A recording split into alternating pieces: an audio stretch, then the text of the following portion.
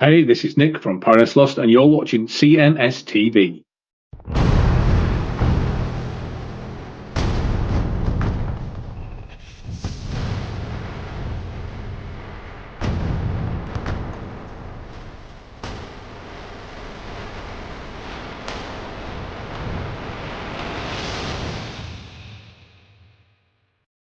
It is your Classic Metal Show right here on the ClassicMetalShow.com. That's brand new Dokken from the Broken Bones release. And the name of that tune is just called Blind. And that's not exactly one of Chris's favorite tunes off that CD. I prefer to call it Death. Hey, what's up? Hey, that's our good friend Jon Levin from Dokken. Oh, on that quick, huh? Hey.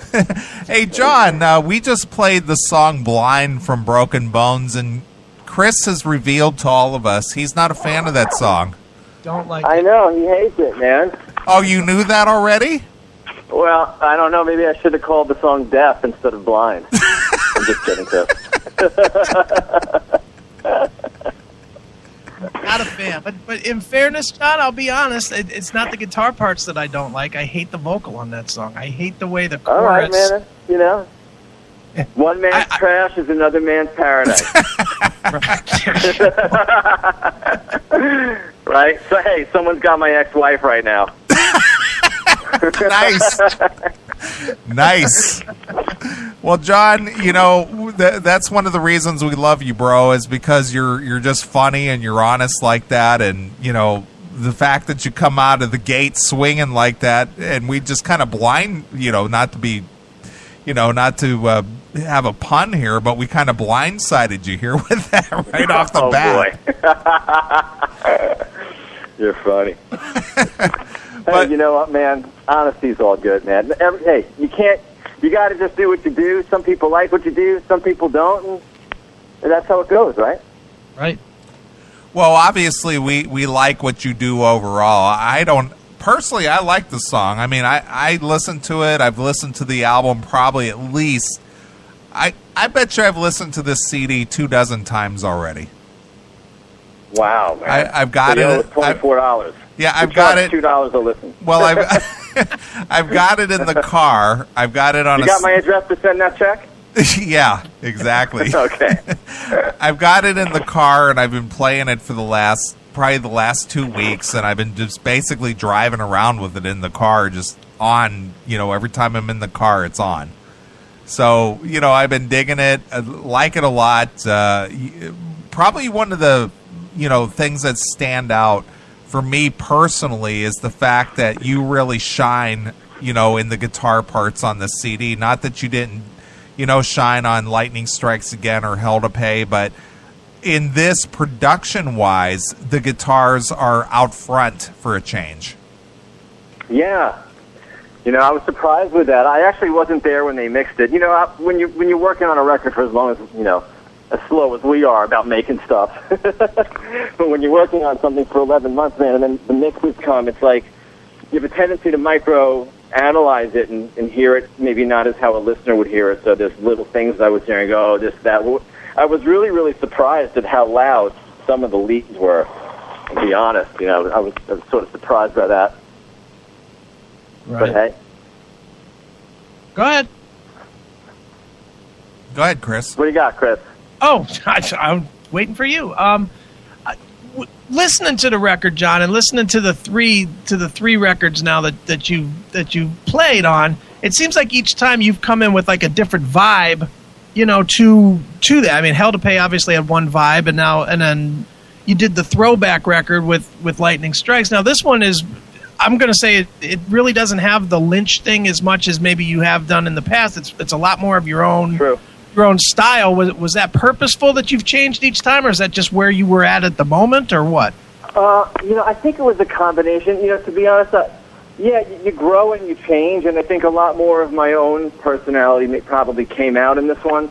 I mean, that's just how things go. I'm one of these people that I can't, you know, my attention deficit. What did you just ask me? I was kidding. My attention span's so short that I can't sort of stick on anything, and that's just how it always is with my making music. It's the same thing. I seem to get like in a phase, and when I'm in that phase, I'll do a whole bunch of things like that, and then 6 months later or a year later, I change into sort of, I grow or progress into something else. And I think that's sort of what happened on this one, you know, and I approached it a lot differently than I have in the past in terms of the playing.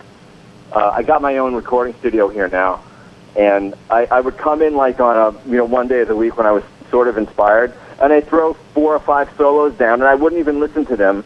And then I'd come back maybe 2 or 3 days later, and I'd do like another 3 or 4 without listening to the first batch, you know. And I accrued like 10 or 15 leads, and then finally, when I had nothing to do, I'd siphon through them, and I would see how my directions changed. So it gave me an opportunity to sort of really, you know, pick what I felt was the best, you know, sentiment for the song, as opposed to necessarily in the past where I just came into the studio, and as soon as I had one take knocked out, I would just fix it, and that was it, you know.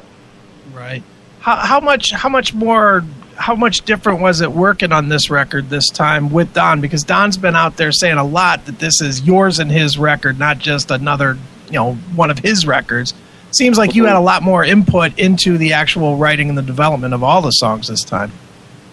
Yeah, I think I had a lot. We did it together mostly. I mean, look, I did the last one probably, I think, in my mind anyway, equally as I did this one. But it was I had a really good time working with Don in this.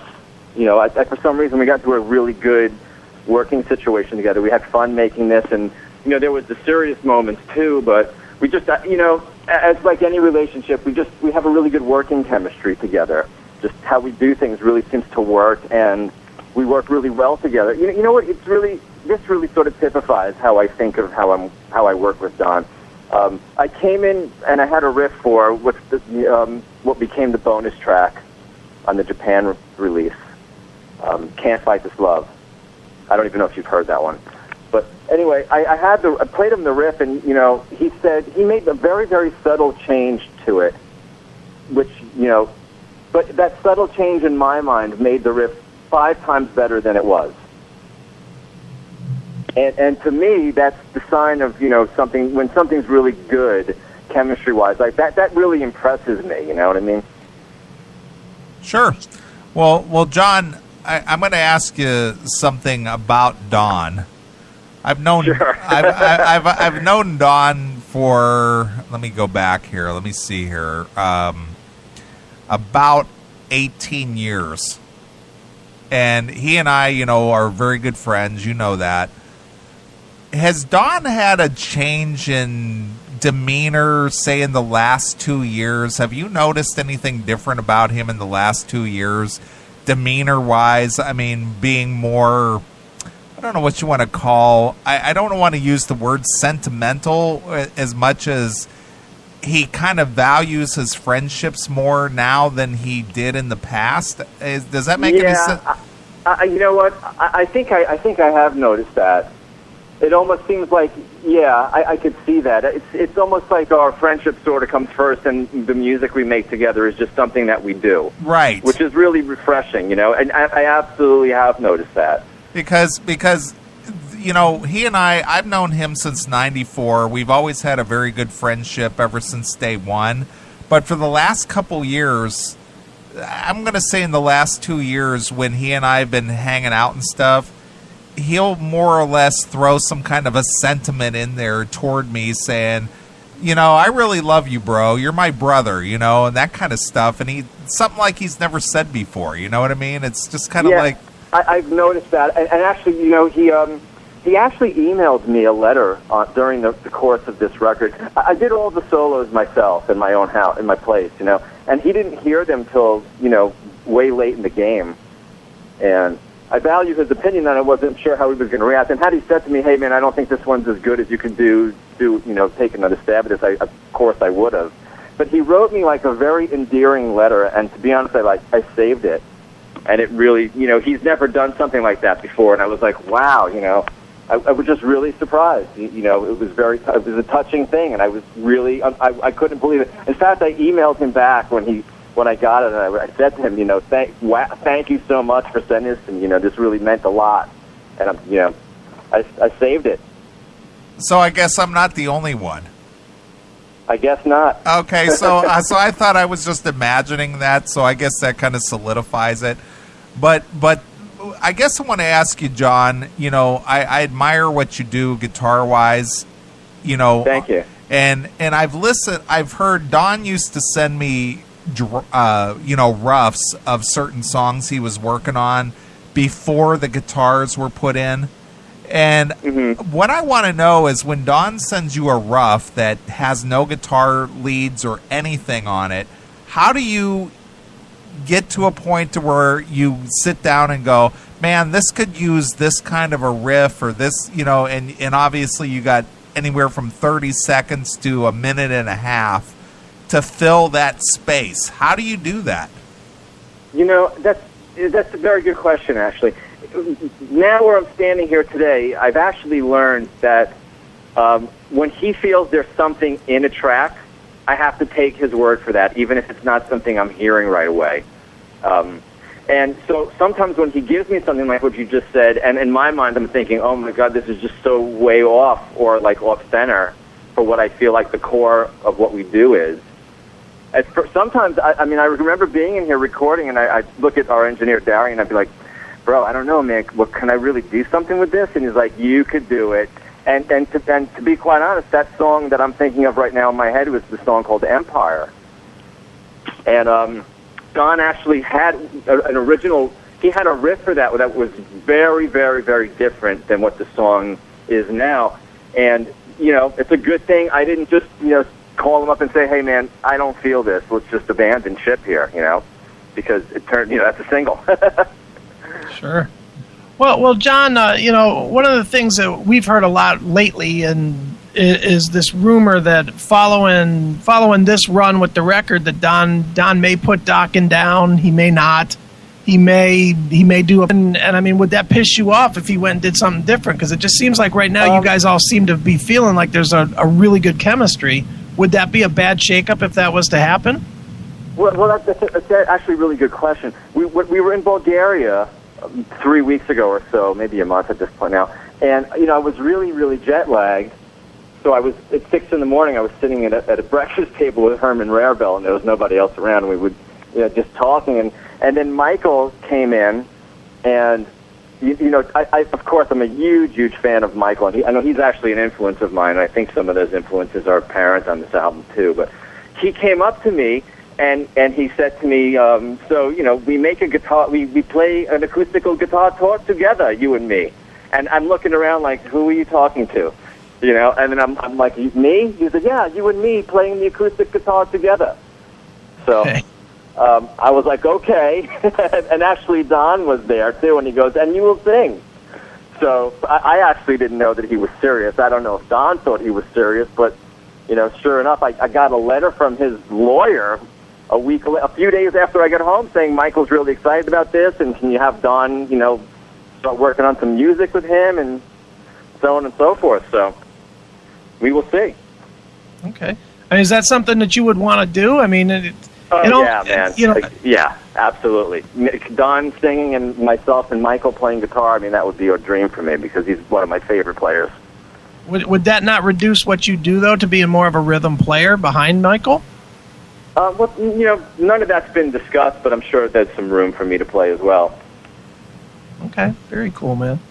So going back to the record, man. I mean, obviously this is probably the most shred heavy record that you've played on with Dokken. What came out the best in your eyes? From the vision that you had to what's actually on the discs. Oh wow. Well, I think tone wise, I mean sonically. And then I'll talk about. Are you asking me sound or playing or both? Both. Okay. I like the rhythm guitar sounds best in Blind and Empire. Okay.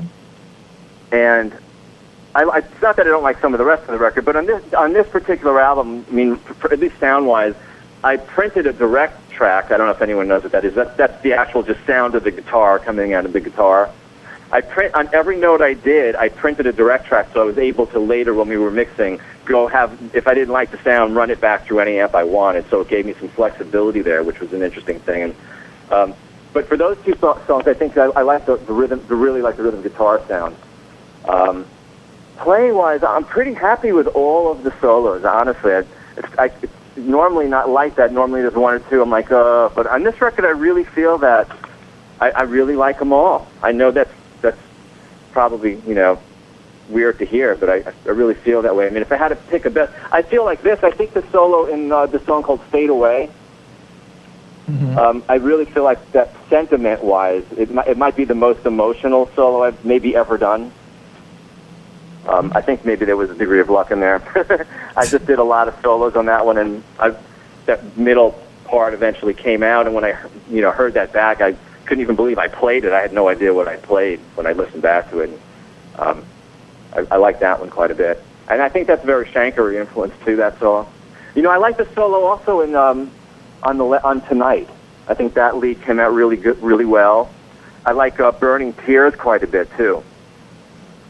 Well, that's one of my favorite, John. I got to be honest with you. I was just sitting here just thinking about that song. But I got to ask you, John, you've been in Dokken since 03, 04, somewhere around there. 03. And here we are, almost 10 years in, and Don is claiming that this is the last Dokken record, which he's made that comment for Lightning Strikes Again. This is the last Dokken record. But here you are with Broken Bones. Do you believe this is the last Dokken record? To be honest, right at the moment, I sort of want to believe that, just because I just know how much effort went into this particular album. And I don't know, I don't see a way, at least right now in my mind, how I would be able to do something better than what I did here, to be honest, at least with what I brought. And I have a feeling, what happens is as you keep going on and on and on, especially coming out of our last album, with Lightning, where it was sort of a little bit retro sounding, when you write more and more and more songs, it starts to be like, what can we do to bring to the table here that sort of works within the confines of our audience, but isn't just, rehashing the same stuff over and over. Well, what do you think of the concept of when you come up with, a good song or a good riff or something that, strikes your fancy, releasing just, one song at a time, like via iTunes or Amazon or something like that, rather than putting out a whole record? For me, way more palatable, because it's a lot less to swallow. I could think, okay, well, wow, just one song. To me, it's much easier, at least right now, for that thought. To be quite honest, I pushed off this album for a really long time, and I think Don did mentally too. I mean, every time the subject came up and labels were approaching us, we would always like, I don't want to do this. Do you want to do this? Why don't we just go play some shows? Why do we need to do this right now? So, and I think it was somewhat out of, can we do it? Can we do something that stands up to what we've done on the last one? Because I thought the last one was good, And especially given the fact that, I don't know how many people know this, but we take an exceptionally long time to make records with the way that Don and I do things. Well, there's no reason to hurry, because you and I both know that the record business per se is, pretty much non-existent. If it wasn't for labels like a Frontiers Records, who's willing to take the risk of putting the money up for a new record, there would be no place for a Dokken. Yeah, it's really true, But for that, there Frontiers and one or two other labels, maybe SPV. There's not that many games in town left, so it's really wonderful we have a vehicle with which to do this, So what do you envision? I know Chris kind of asked us about the Schenker thing, but if you choose, say you and Don choose to continue working together in a recording capacity, what do you see for you? What do you see for you guys as far as, doing a project together? We were talking about maybe doing sort of like an all-star record where Don and I could be the core writers and have maybe different singers on different tracks. Just something where we could just have fun and maybe make it really heavy. So that's just something we were kicking around, but, we don't really know. We have identical recording studios now in our homes, which makes things really wonderful in terms of work. It's real easy. We have the same studio, same gear, same everything, so it's great for, myself taking things to his place or vice versa. So we know we want to keep doing things, although I think right at the moment we're just coming off 11 months of recording, and it's really hard to see until the dust settles what it is we're going to end up doing. I think right now we have shows coming up with, I think, Queensryche, Accept, and MSG. Which version of Queensryche? I believe it is the original. Well, the Jeff Tate version or the other band members with a new singer? You know what? I don't want to misspeak, but I think it is the latter. Band members with new singer. Okay. I think I could be mistaken, but I think that's the one. You and everybody else, John. You and everybody else. Yeah, who knows what's going on there, but to be seriously, we'd almost be better off if we were gonna do another Dokken record. It'd almost be easy if we just started it now, because there's so much leftover material, and we're still in that frame of mind that we have the operation rolling with the gears turning in terms of how I do guitar sounds here, how Don's got his setup there, and then how the whole machine is still functioning here. So It would almost be easy if we were going to do another one to just do it now. Let's do it, God damn it! Let's do it. Yeah, especially when there's so much leftover material. I mean, I am not exaggerating. I wrote 200 riffs for this, and they're all on my phone. But that's how we would do it, There's just and forgetting even the riffs. I mean, there's full tracks that we've forgotten about. I mean, there's at least 5 or 6 recorded that we didn't even get to. Well, you can feel free to send those over anytime you want, John. Yeah. Well, John, let's talk about the live show for a little bit. Obviously, Sure. man, you've been, with you being in the band almost a decade now, there's still not a lot of the tunes that you basically, wrote. I mean, you're still playing almost an exclusive George Lynch show. Now, obviously, you can play it, but do you try to push to get some of the tracks either from Lightning or from the new record or even from Hell to Pay into the set, to try and get a little bit more of your own flavor into the set? It's something we want to do, but for some reason, I don't know why.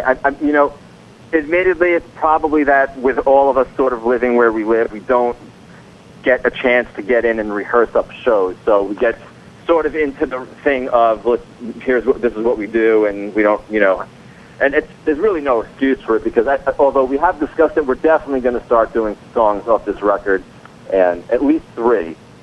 Okay. And, we're going to pull some from the last records, too, because it's really time to freshen the setup and to start doing that. Right. Does that mean that either yourself or others in the band are bored with some of the tunes that are... And I know bored is a bad word because, obviously the fans want to hear... I mean, I'll point to Dream Warriors that you played when we were here in Cleveland. I was like, ugh, I'd rather hear just about any other song than Dream Warriors again. But, is that kind of where you guys get to as a band, too, where you just get sick of playing certain songs over and over again? I never get sick of playing the songs. I really don't. I love the songs. But here's what we're up against. It's like you have fans that want to hear certain songs, and, it's sort of like you're between a rock and a hard place. You start playing something new. Some people don't know it. Why are they doing that? We want to hear, the ones we know. So it's sort of like you can't please everybody. You're in one of those situations. But I do think we are going to start playing songs off this album and adding some in from the last record or two. Well, John, I got to be honest with you. You and I and Don, we've sat around and talked about stuff, and my opinion is always thrown in there. People, you guys ask my thoughts and opinions on things periodically. I would like to see, songs that haven't been played in a long time. Like one of my favorite songs, and I'm sure you're familiar with it, from the Back from the Attack CD is Lost Behind the Wall. I would like to hear that song live. Oh, yeah, it's a great song. I'd like to hear that, and I would like to hear a couple other songs from Lightning Strikes Again, and I'd like to hear some Dysfunctional songs. I realize, a few of those are Lynch's songs, and some of them are your own songs, but obviously you're more than capable of pulling those off live. And I'd like to see you guys go out there and do that. And one of the things that I mentioned a while back. I think we were in Detroit one evening. I would like to see you guys. We had an email earlier this evening about bands doing their classic albums. What would your thoughts be about doing the whole Under Lock and Key CD from back to from beginning to end? Sure, it'd be great. I have no problem with that. That'd be great. You know what? Why don't you email me the songs that you think we should do and send them to Don too, and I think that would be a good way to get the ball rolling. Because I can never really be as basically objective as you can by someone who's out there watching it. Right. We're in it. But there's just such a huge back catalog that a lot of these songs just don't get ignored. They get ignored. Obviously some of the songs are not the most popular, or the hits or whatever the case may be. But any hardcore fan of the band Dokken would appreciate hearing those live. It's just like, holy shit, I can't believe they're playing that tonight. Yeah, okay, yeah, I agree. That would be great. Let me know which ones you think we should do. What are the ones that stand out for the new record to you? I know you guys love Blind. And what are the other ones? Well, obviously, Broken Bones is a great record, or a great song, Burning Tears, that's another favorite of mine. Yeah, that one came out good. Yeah, I like that one a lot. For the Last Time, I like that one a lot.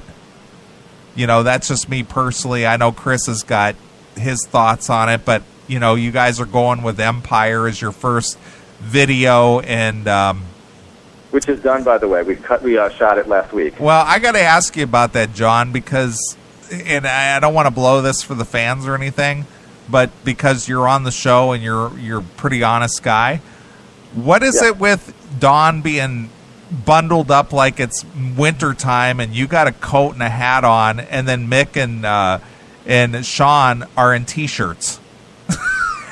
I don't get that. I mean, it's just too weird. It's just like you guys are like bundled up like it's wintertime inside that abandoned building, and those guys are like it's hotter than hell in there like it's summertime. What's up with that? That's funny, man. Well, hey, Don calls me and he goes, hey, we're going to do this real, post-apocalyptic video a la like Road Warriors, like think Mad Max. Well, I get the concept and it looks good and I like the concept, but it's inconsistent with the way that you guys are dressed in the video. You know what I mean? Yeah. Because Mick's in a T-shirt and Sean's in a T-shirt, but Don's all bundled up in a leather jacket and gloves and a hat, and you got a coat on and you got a hat on, and it's just like, what, is it cold in there? Is it hotter than hell? What is it? That's funny, man. I never would have thought about it like that, but yes, anyway. Yeah, it was sort of trippy. We did it in this abandoned iron warehouse buried under some bar in downtown L.A., that I don't know that anyone ever goes down there. It was really creepy. Nice. Very cool. Well, John, one of the things outside of Dokken, one of the cool things, I guess it's not really totally outside of Dokken because you're doing it on the concert, on the dates, but you've made yourself available to actually teach guitar players, give guitar players, in-person lessons and, during the week online lessons and whatnot. Why don't you tell people about how they can get lessons if they want you to teach them how to play guitar? Oh, yeah. You can go to my website, which is jonlevin.com, and this sort of came about because, someone once emailed me asking if I gave lessons, and, she was real serious about learning how to play guitar, and she started wanting to, when I was in the Midwest area, she'd come to the hotel, there'd be like a conference room, and she started taking lessons from me, and I really enjoyed teaching, so I wanted to go from there, and all of a sudden one day I said, you know what, I had a Skype conversation and conference call, and I was like, wow, I could probably teach like this, So I decided to offer lessons for people who want to learn how to play, and you can do it through Skype and just go to the website and sign up. It isn't called George Lynch's Dojo, is it? No, it's not. I don't know what his thing is. Mine's just, regular guitar lessons. But it's great for me, man, because I don't have to go anywhere. It's great. I just grab my guitar and Sure. teach somebody some stuff instead of watching another rerun of Gilligan's Island or whatever I'm going to do here. Nice. Nice. Well, I emailed you earlier this week, and I got a confirmation from Don, but it looks like you and Don and maybe even Mick might be taking over the Classic Metal Show at the end of the month. What are we going to do, hijack you guys with duct tape and tie you up and grab the mics? Right. Basically, yeah. You guys are going to take over the show. This should be interesting. I'll make sure I bring my long coat and hat. As long as Mick wears a T-shirt. But Don emailed me back, says he's in, so it looks like you guys might be doing the takeover show at the end of the month and debut the new CD. Oh, that would be great. Have you been so you've been spinning the disc? Oh yeah, dude. We started last week. We didn't want to jump the gun too much, but we've been playing it last week and tonight. So wow, you must be one of the only. I don't know that many stations have it yet. well, we're on top of shit there, dude. Come on. You guys are on top of it already, boy. Wow. This is the Classic Metal Show after all, for Christ's sakes. What songs have you been playing? Everything. All of it, whatever we feel like playing. But yeah, we're behind you. We're pumping it.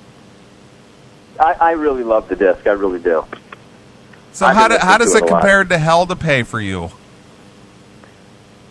Hell to Pay was a completely Hell to Pay. We just wrote whatever we wanted to write. Is really what we did.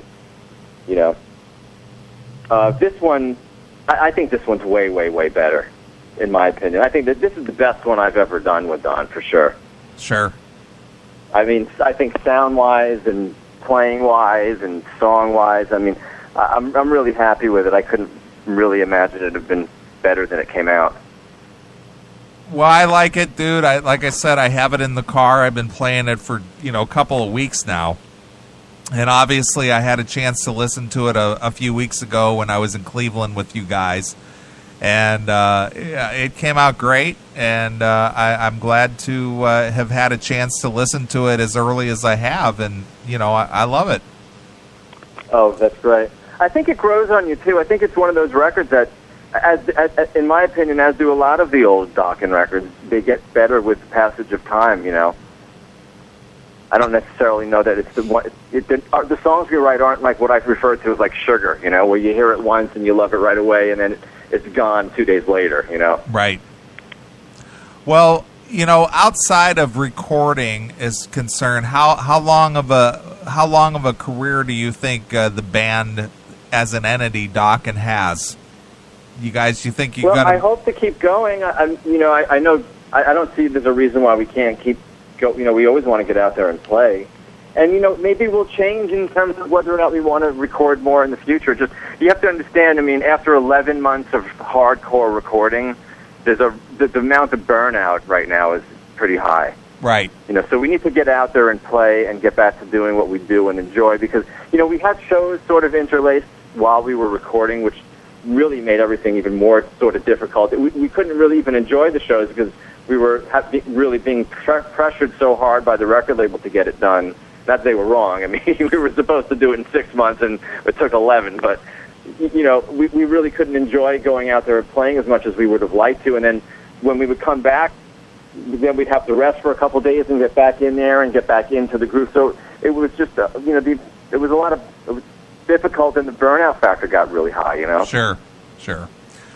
Well, I'm glad you guys put together such a great disc. I agree with you. The production is great. Don's voice is sounding great. I'm glad that you got the spotlight in the guitar, in the guitar area, and you kind of got the forefront on this. And I think people are going to appreciate it. It's got some of the traditional Dokken sound, but it's got more of a modern vibe to it. So it's kind of like the best of both worlds.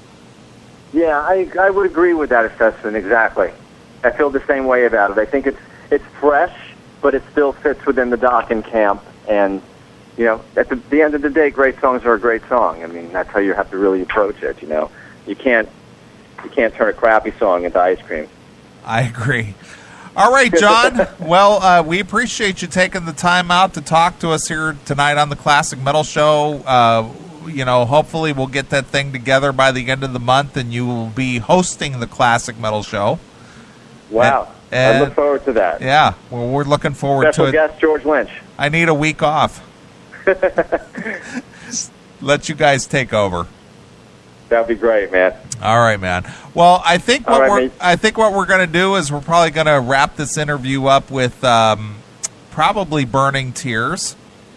Great. And I don't know if I've ever asked you this question before. This is a traditional Classic Metal Show question. We ask everybody who's interviewed on the CMS here this question. How has Lemmy from Motorhead influenced your career? Oh, well, I see him at the Rainbow at the blackjack table there, man. He influenced me to go to Vegas and lose all my money. Nice. All right, John, it's always a pleasure. You're always welcome to come back on the show, even to be a guest host at any time. Well, hey, I appreciate it. And, hey, I want to thank you both for all the support through all the years and the friendship. Well, I realize that I've known you, come Memorial Day of 2013, I've known you for 10 years. Ooh, time goes fast, huh? Yeah, I met you over the Memorial Day weekend of 2003. So it's been almost 10 years, man. Wow, it was before Hell to Pay. Yeah, before. We did the little 4-day run for Orange County, Tucson, Arizona, Phoenix, Arizona, yeah, I remember. and Vegas, right? Vegas. We did Vegas. And that's where the outdoor show. Mick passed out and fell off the drums. Oh, I remember that, man. It was during the Hunter. He looked at me and he goes, "Where are we? Where are we? Where are?" And I thought he got lost in the song, so I'm like, second verse. And then that's not what he meant. Next thing you know, he's out. Yep. He meant where are we? what planet? That was a good weekend. Yeah, it was a lot of fun. All right, man. All right, we're going to get out of here with Burning Tears. Any story behind that at all? Nah, they'll figure it out. Just run it. All right. All right, John. Well, we'll talk with you soon. All right, you guys. Thanks. All right. Well, here's Burning Tears from the new Dokken release due out on September 20th.